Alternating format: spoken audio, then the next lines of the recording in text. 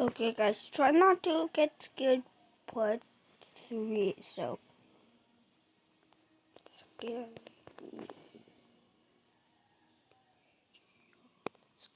scary stories.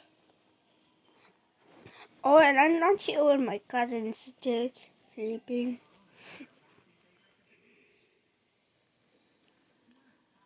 I know you're going to be like this. Oh God, please, no!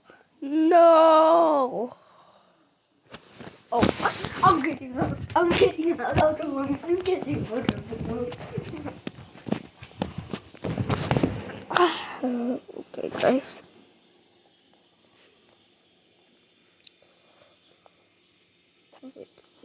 This sounds totally made up until you listen to the police report. In the early 90s, a teenage girl started... The first is Try Not to Get Scared video. Michael Myers. Urban Legends, okay. It doesn't take much for you to switch your payments to Square. Hawaii Sign up in minutes at square.com. The green Take a pick of hardware. And Hawaii, so... I think it's going to be in one of the list.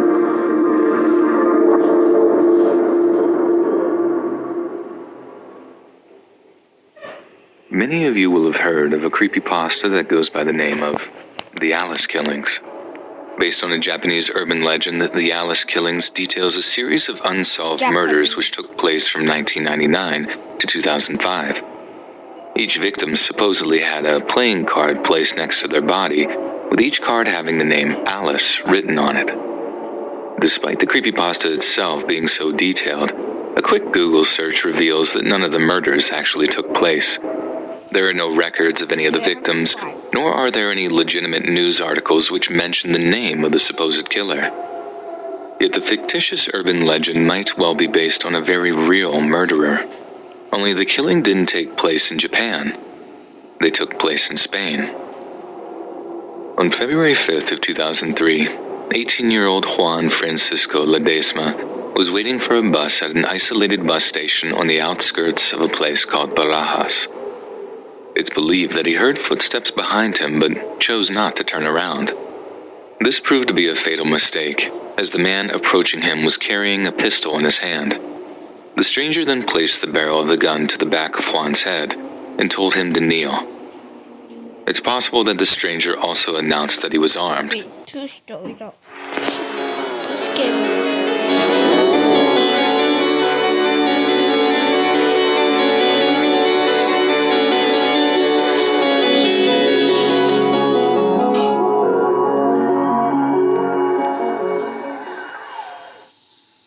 So there's this huge public park in the south end of the city I live in.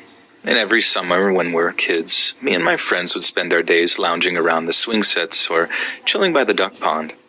Okay. As we got into our...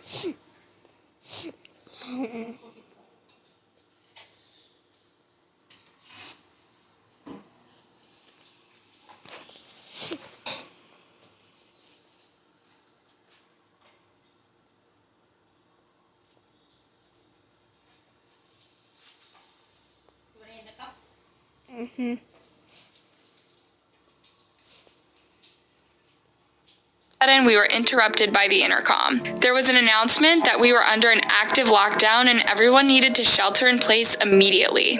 We asked the teacher if she had been warned that we were going to have a drill, and she told us no. The teachers are always warned about lockdown drills, so this was when we realized this could actually be a serious thing. The teacher locked the door and turned off the lights. Then we began working together to push our heavy metal desks up against the door so that no one could get in.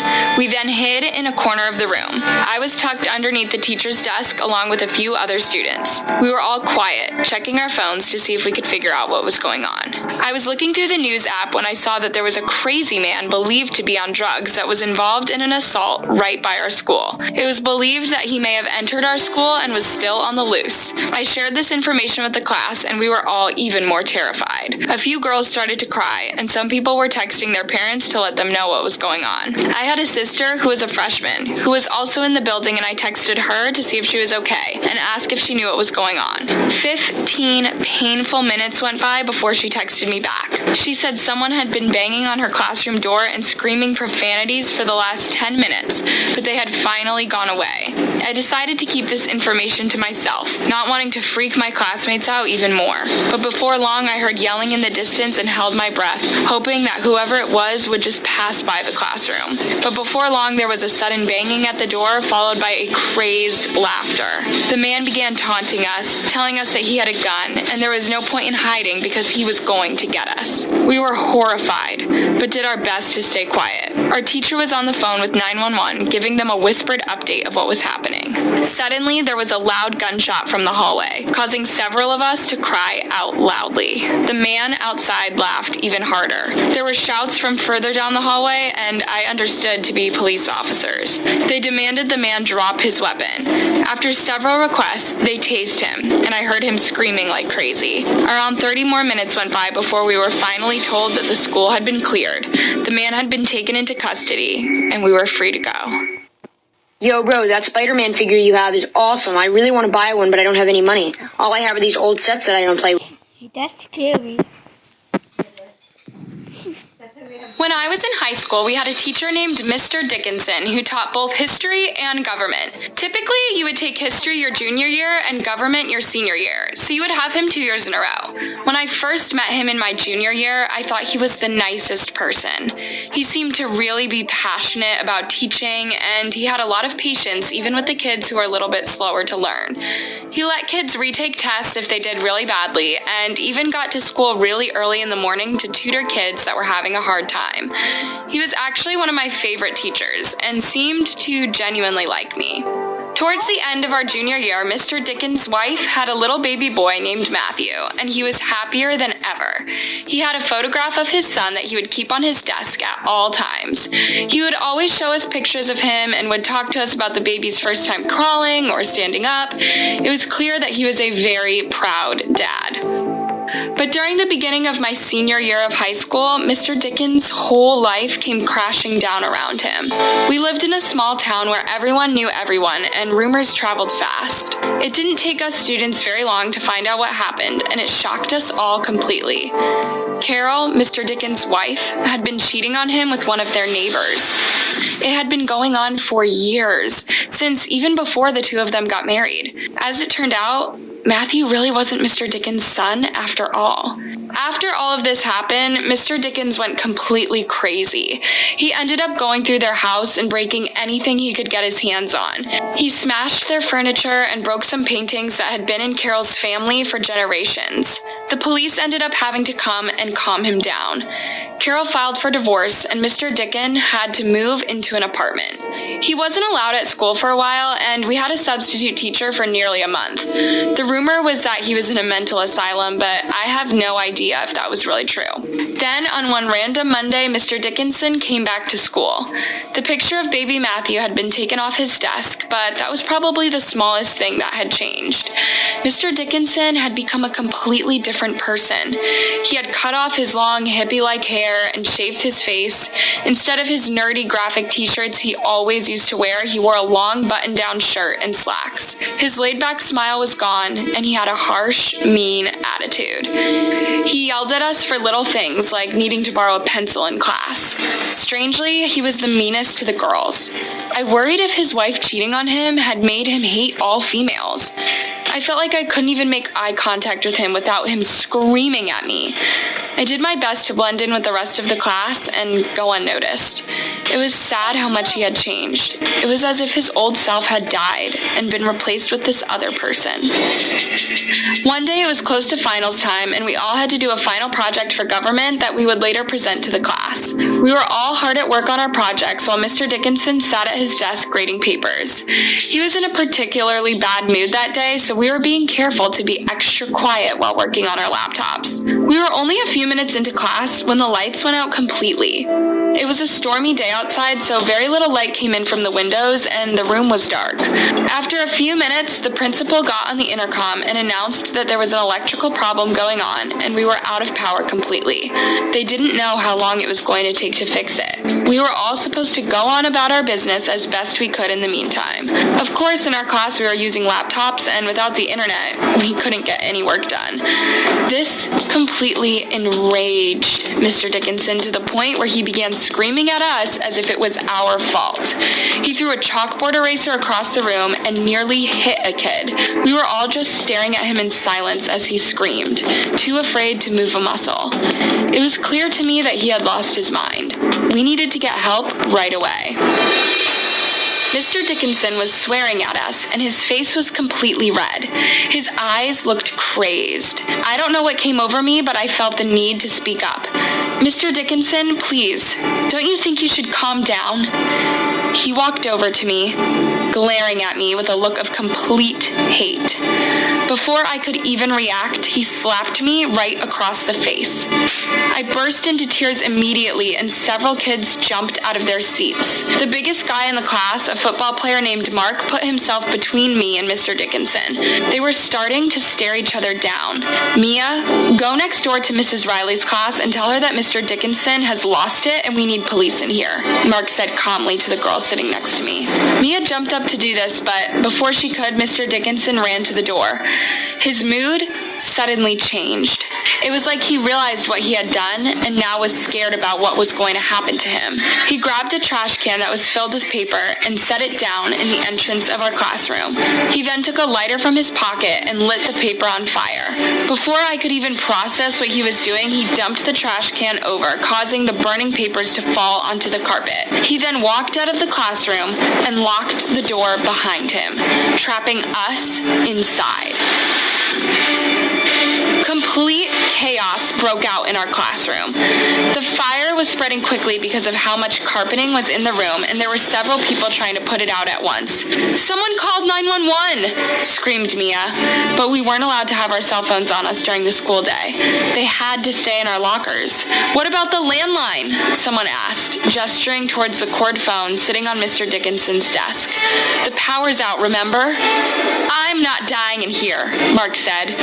He jumped over the flames and began shoving his body into the door over and over, trying to break it down. A couple of his football friends joined him. But our walls had recently been reinforced as a safety precaution, in case that we had an active shooter somewhere in the building. I would have never thought that our biggest threat would have been right inside the classroom.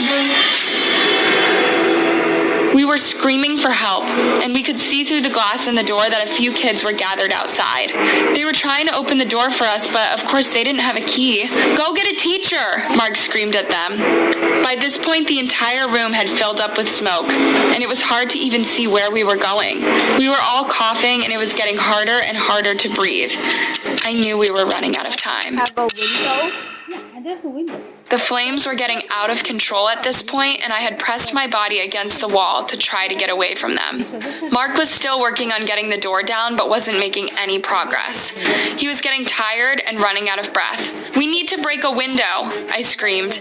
Everyone seemed to agree with me, and we began throwing anything we could find into the window trying to break it. It was a lot stranger than it looked, and nothing was working. Finally, Mike told us all to stand back. This was a hard thing to do without literally stepping into the fire. I screamed as the flames touched my ankles and arms. I couldn't get away from the fire anymore. Mike took a heavy metal desk, picked it up over his head, and threw it into the window. The glass shattered instantly. Now we had another problem. We were on the second story of the building. If we jumped out of the window, we would definitely hurt ourselves, but at least now we had some fresh air. Right?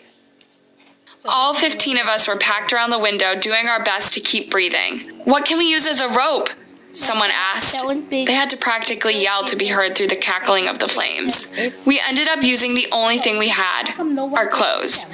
We began tying hoodies and coats together, but it still wasn't long enough. The guys started taking off their shirts and adding them to the makeshift rope. Not having enough oxygen was beginning to affect me, and I felt like I could pass out at any moment. I sank to my knees, not able to hold myself up anymore. I'm going to die, I thought to myself. And what a terrible way to go. Locked up in a fire that my deranged teacher set in order to kill us. How can the teacher have The life? guys were tying girls to the rope and slowly letting them out through the window. It didn't stretch all the way to the ground, but they were able to jump the extra couple of feet. The plan was to get all the girls out first, and then the guys were going to go. Where was the fire department? Hadn't someone from the school office called for help yet? My thoughts were getting jumbled, and it was harder and harder to stay awake. I felt like I was in a bad dream, and things were moving very slowly around me. I could feel someone with strong arms picking me up off the ground and placing me down close to the window. Through the smoke, I could see several guys working on tying the rope around me. They were all coughing like crazy. The next thing I knew, I was being slowly lowered to the ground. The cold air felt so good against my skin after spending so much time so close to the fire. I didn't know how the rope was staying together. I was sure some of the clothing had to have torn by now. I was shocked when my feet touched the ground. Mia and a couple of the other girls were untying the rope from around me so it could be lowered back up again. I finally heard sirens in the distance and knew that the fire department was on its way. Kids were everywhere, running and trying to get as far away from the building as possible. There was a fire truck after fire truck and a ton of ambulances. Mia was screaming out to get someone's attention and help me. Finally, some paramedics with a stretcher made their way over to me and began helping me. They put an oxygen mask over my face and I slowly began to breathe a little bit better. They put me onto the stretcher and loaded me into the ambulance. I couldn't talk because the mask was over my face, but I could hear everything that was going on. Did they catch him? I heard one of the paramedics ask. No, he's completely missing, someone said. My heart sank as I realized that Mr. Dickinson might actually get away with what he did. When I woke up, I was in a hospital bed, and my parents were on either side of me. I looked out the window and saw that it was already dark outside. A lot of time must have passed. I looked down at my arms and legs and saw that there were bandages on them. I realized that I must have had burns underneath them. I turned to my parents and asked them what had happened after I passed out. They said that other than needing oxygen and getting the burns, I was going to be okay. My throat was sore and I knew it was from breathing in so much smoke. I then asked my parents what happened to Mr. Dickinson.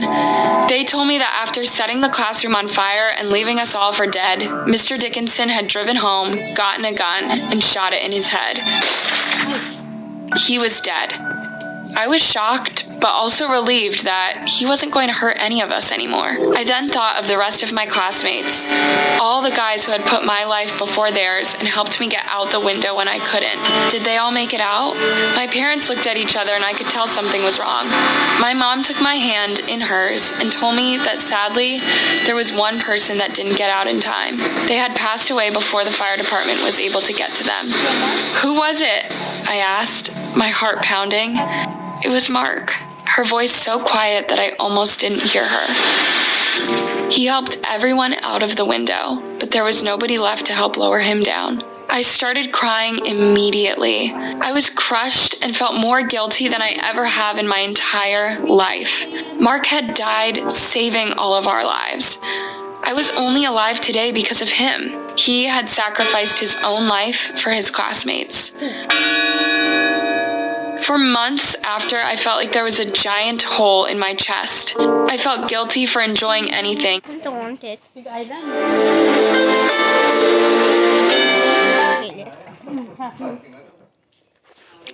Switch to Fioptics Internet from Hawaiian Telcom and get Hawaii's fastest upload speed. Add TV and get your shows in HD too. Get way more for your money with Fioptics Internet plus TV.